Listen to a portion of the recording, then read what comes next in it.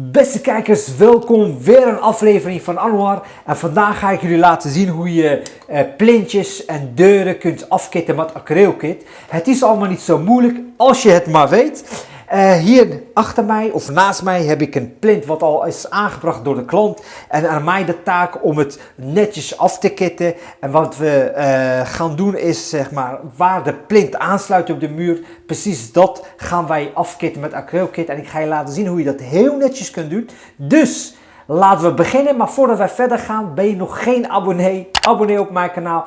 Dan blijf je op de hoogte. En vind je deze video leuk? Geef dan een dikke duim omhoog. Laten we beginnen. Een van de belangrijkste punten natuurlijk wanneer je gaat acrylkitten is dat je ervoor zorgt dat je de oppervlakte, in elk geval wat je gaat kitten, goed stofvrij maakt en indien nodig ook ontvet. Ook een van de belangrijke dingen natuurlijk is dat je altijd het tuutje van je kitspuit schuin afsnijdt op ongeveer 45 graden. Zo maak je het voor jezelf makkelijk. Wanneer je de kitnaad trekt en je houdt je kitspuit 45 graden en je trekt het naar je toe, krijg je een hele mooie naad. We beginnen eerst in het hoekje. En we houden onze kitspuit ongeveer op 45 graden met de schuine zijde aan de onderkant. En we trekken langzaam naar ons terug en gelijkmatig.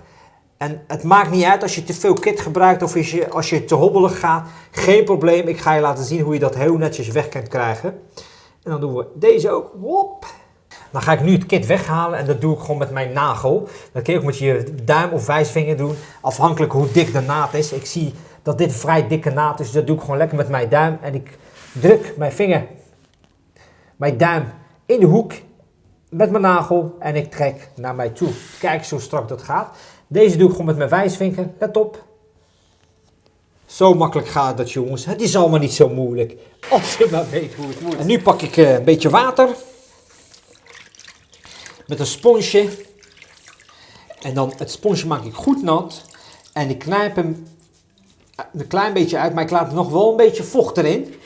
En dan ga ik nu zeg maar, en je hoeft niet bang te zijn dat je het kit gaat beschadigen of dat je het veel weghaalt. Geen probleem, het is acrylkit. Dan ga ik met een sponsje het overtollige acrylkit weghalen. En kijk zo strak dat wordt, jongens. Ongelooflijk, jongens. Kijk, zo, in het hoekje ook. En het voordeel als je dat met een sponsje doet, is dat je het kit natuurlijk heel makkelijk weghaalt. En je acrylkit komt er heel erg glad uit. En dat ziet er echt gewoon mooi en...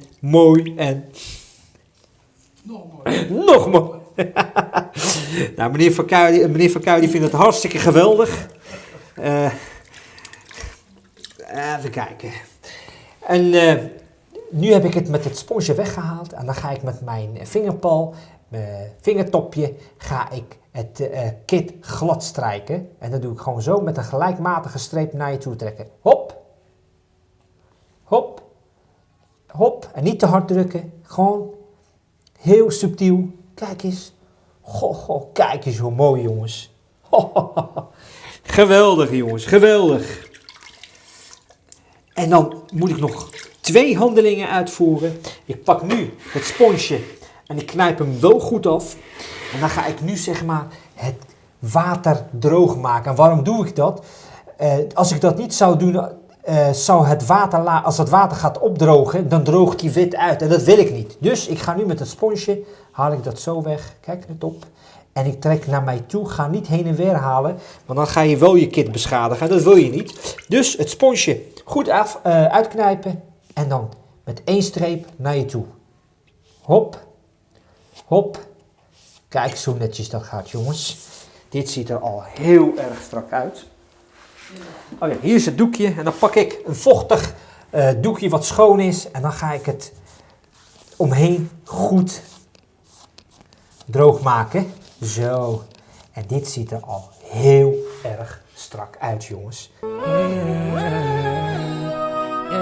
Yo sé que me amas, en tu camino quiero caminar, tu amor me hace cantar, en mi corazón se quedará.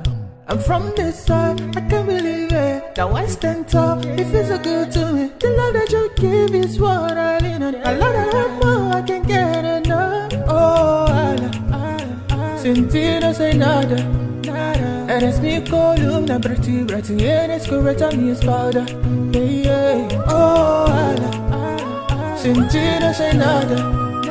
Eres ni column, na pretty, eres correct on your shoulder. I'm taking it easy, cause nothing is mine. Everything I thought I had, even my life. That's why every time I look up to my love, everything belongs to you, but sometimes I can't be ungrateful, but they beg me to do that. Cause if you wanna punish me for my sins, I know if you take better than me, Dios. Sometimes it's tiny in your mind.